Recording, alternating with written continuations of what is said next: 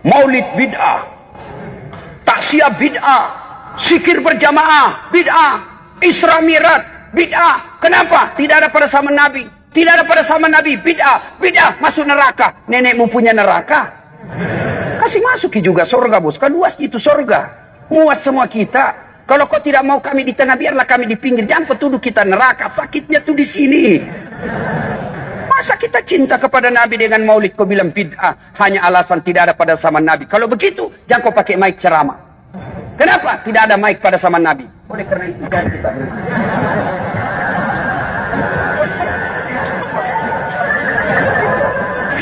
Ada juga Ustaz yang enak itu, kau tidak mau maulid, tidak usah. Tidak usah menghina kami yang maulid. Kami yang maulid tidak pernah juga menghina kamu yang tidak mau maulid. Enak kan begitu? Kamu yang tidak mau taksiyah silakan, tapi jangan menghina kami yang taksiyah. Enak kalau begini ya kita, seolah-olah hanya dia mau masuk surga. Nah itu sombong, tidak mau menerima perbedaan. Coba saya tanya, Bapak enak makan kenapa? Kira-kira?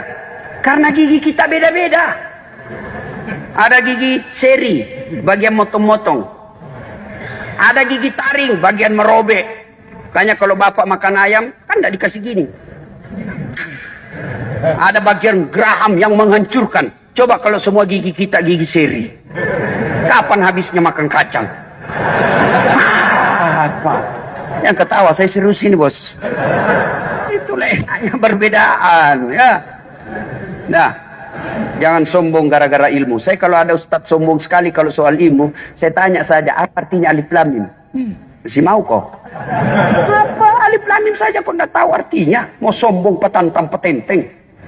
Ayo, Allah sudah jelaskan, wa ma utitu minal ilm illa qalila. Dek walek kopat disengah kecuali cek dek mi. Apa bahasanya? Bahasa Bugis. Artinya saya tidak kasih kamu ilmu kecuali sangat sedikit. Apa yang kamu sombong? Allah marah, dia cabut ilmumu. Pikun. Apa? Ada obatnya pikun? Ada ini orang pak, banyak sekali gelarnya pak, bertumpuk-tumpuk. Begitu mau pensiun, boleh pikun-pikun. Diprotes sama isinya. Pak, biasanya kalau kau pergi mengajar, kau cium-cium jidatku. Ini sudah hampir 2 minggu kau tidak pernah cium saya.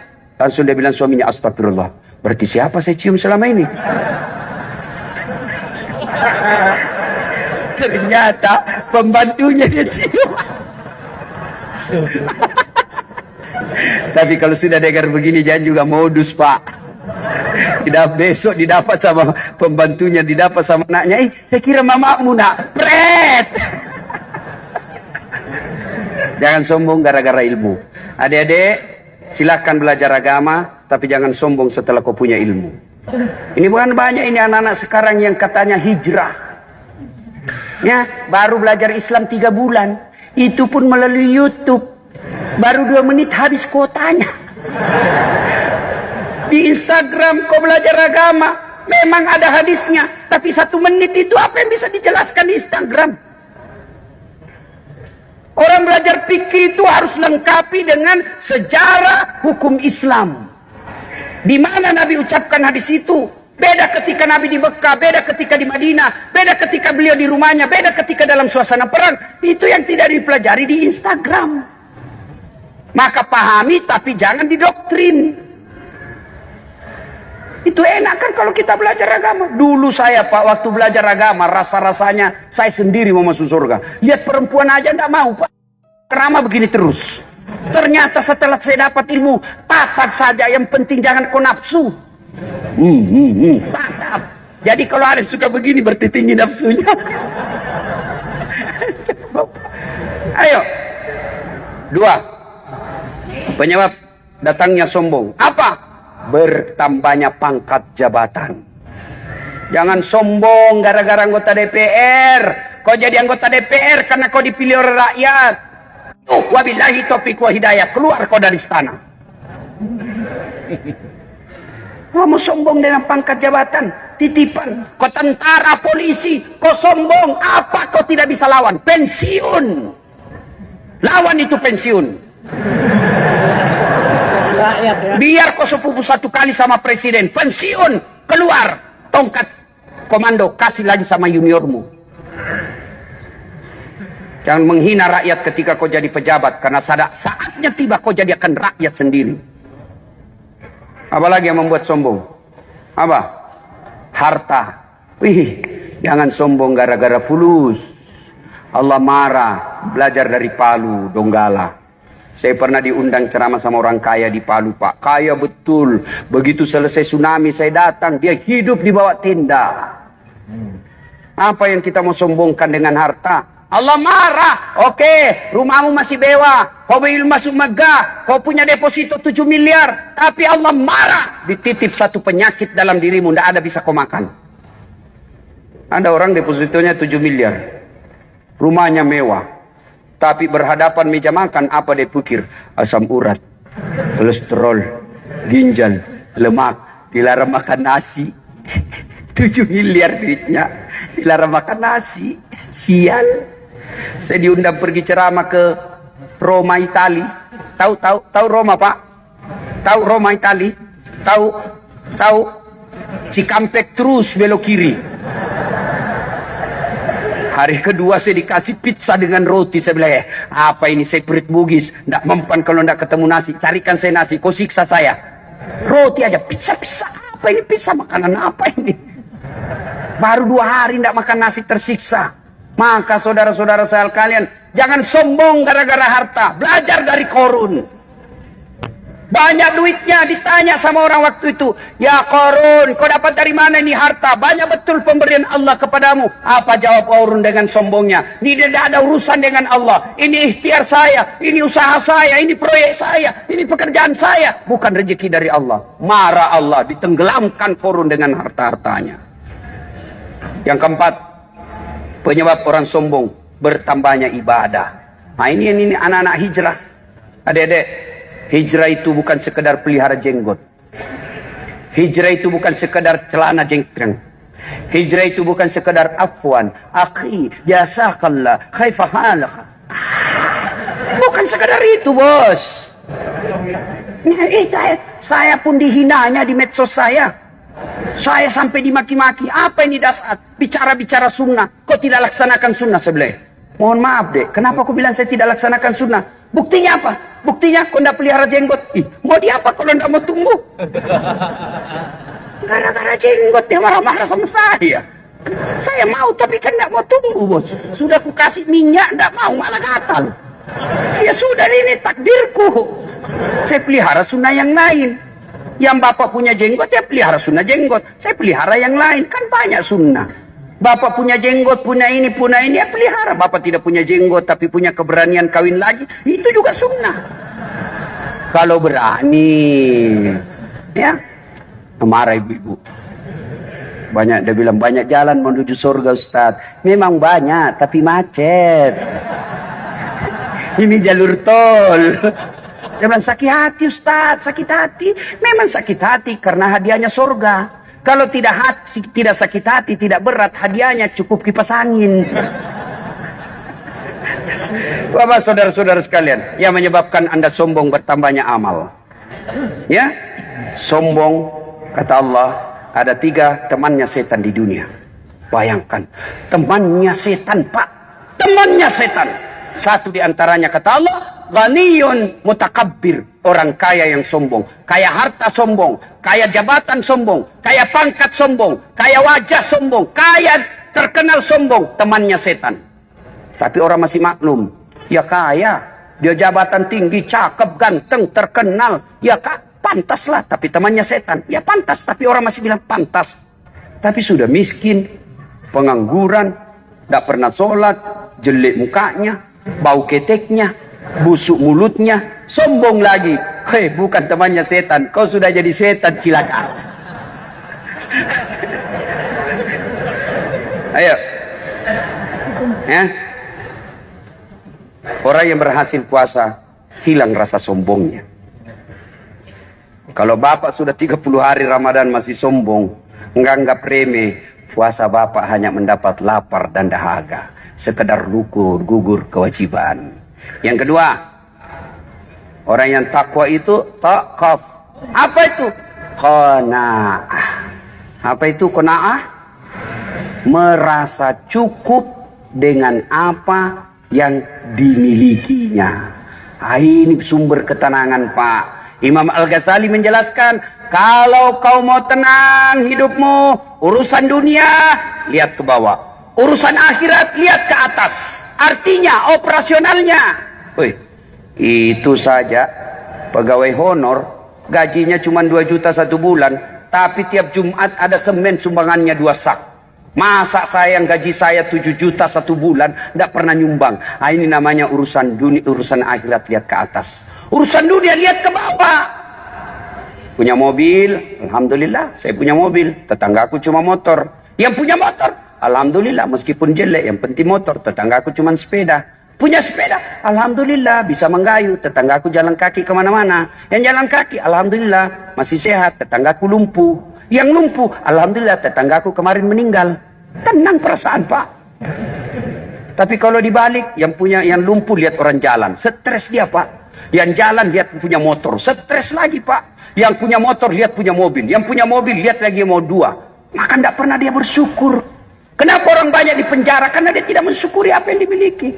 Sumber kebahagiaan menurut saya, operasional saya dalam kehidupan sehari-hari, kalau Allah kasih saya rezeki 5, maka gaya hidupku cukup 3. Maka masih ada 2 untuk sedekah. Ya? Kalau Allah kasih saya rezeki 7, lalu gaya hidupku 10, maka saya tidak akan pernah bersyukur karena selalu merasa kurang. Ini rumusnya. Insya Allah, Pak. Cuma satu yang tidak boleh disyukuri, marah ibu-ibu. Apa? Istri. Gak mau itu ibu-ibu kalau disyukuri. Apa? Kan kalau disyukuri ditambah. Berarti kalau bapak syukur istri ditambah. Ibu-ibu mau ndak awet muda? Mau?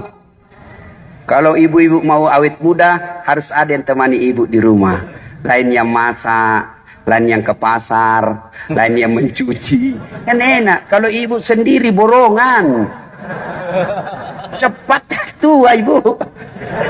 Canda ibu, canda ibu. Jangan marah ibu, nanti saya dibully. Ibu bapak saudara-saudara sekalian, jangan pernah merasa tidak mensyukuri apa yang Allah berikan. Kita selalu merasa miskin. Kenapa kita selalu merasa miskin? Karena yang kita anggap kekayaan itu hanya duit. Saya kasih contoh supaya kalian pandai bersyukur. Saya di Unhas mengajar mata kuliah sinematografi. Dan mengajarkan juga, saya dosen S1, S2, S3 di Universitas Hasanuddin, Fakultas Ilmu Sosial Politik, jurusan Ilmu Komunikasi. Saya ngajar mata kuliah seperti ini, megang kamera. Sinematografi. Bapak kalau mau fotografi, motret, itu minimal punya kamera standar misal Canon. Ada saya lihat tadi Canon. Itu minimal harga 25 juta. Kemudian kalau mau ngambil gambar yang jauh dan kecepatan tinggi, Bapak harus punya tele. Minimal itu harganya 8 juta. Sudah berapa harganya? 25 tambah 8 juta. Meskipun Bapak punya itu 25 tambah 8 juta, tapi Bapak harus punya ilmu, skill menggunakan kamera itu. Bapak harus tahu berapa kekuatan kamera kita, berapa megapiksel, berapa kecepatan cahaya yang ada waktu itu, berapa kekuatan angin, berapa jarak antara kamera kita dengan objek yang kita mau foto. Dihitung semua itu, Pak. Harus punya duit, harus punya skill. Apa kamera ini yang mahal? Tidak. Apa yang mahal? Mata. Allah kasih kamera gratis, namanya lensanya namanya retina, dilengkapi dengan pupil, dia bisa zoom out, zoom in. Hebatnya lagi kita punya mata, dia punya sensor pembeda, dia bisa bedakan mana istri, mana tetangga. Coba kalau mata tidak ada sensor pembedanya, tak tukar-tukar istri, Pak.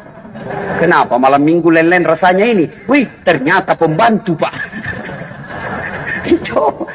Itulah mahalnya. Ya, adik-adik, mau saya kasih handphone gratis, iPhone X. Mau? Gratis, bos. Pulsa 5 juta. Mau?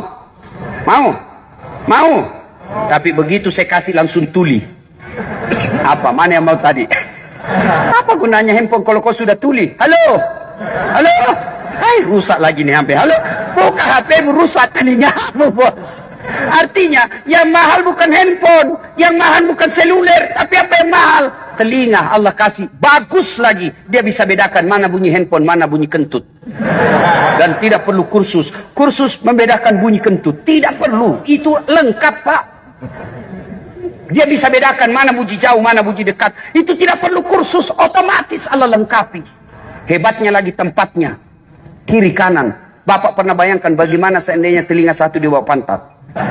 Halo? Ya. Di mana kau? Repot, bos. Itu semua nikmat yang Allah kasih. Saya lagi mengajar mata kuliah public speaking, retorika.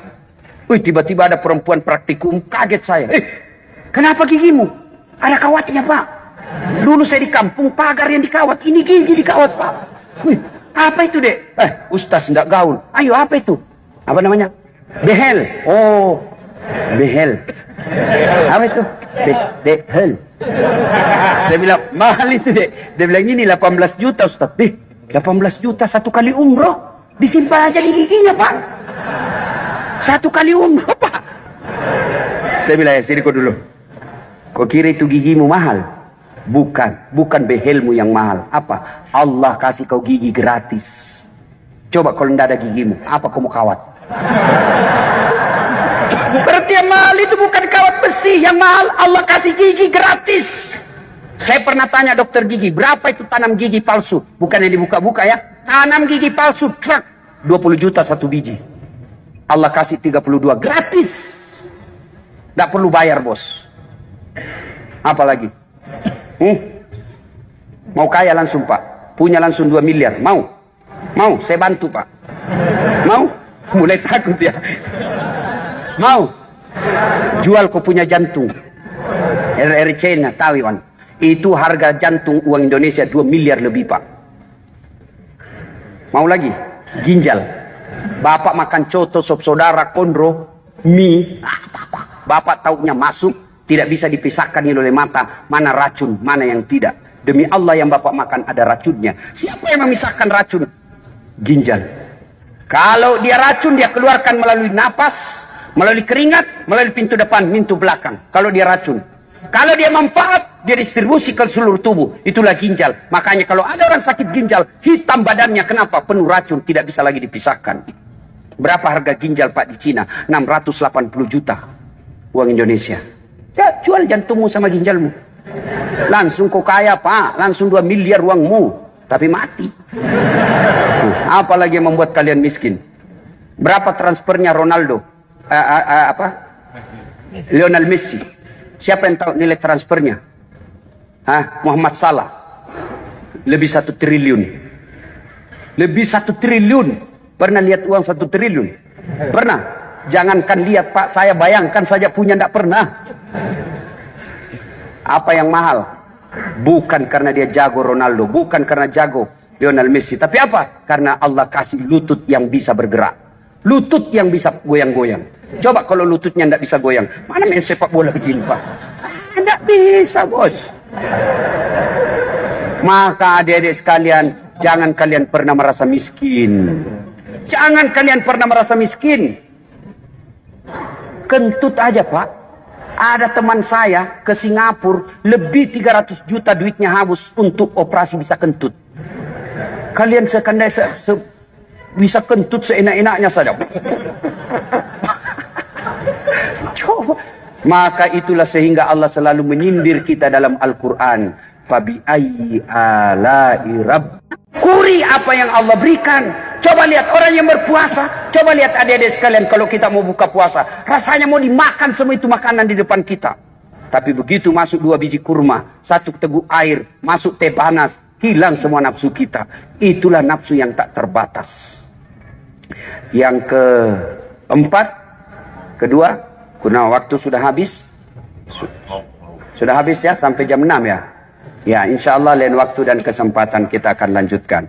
Masih ada 2 lagi, umur panjang kita akan lanjutkan lagi.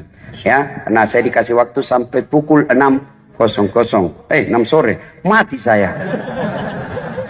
Saya ini dari kemarin, Pak, belum istirahat, belum tidur-tidur, Pak. Alhamdulillah tidur tadi malam di pesawat. Kemarin saya 6 kali konser, Pak. Itu kalau artis konser kan ada gitarisnya, Pak. Kalau dia tidak bisa nyanyi,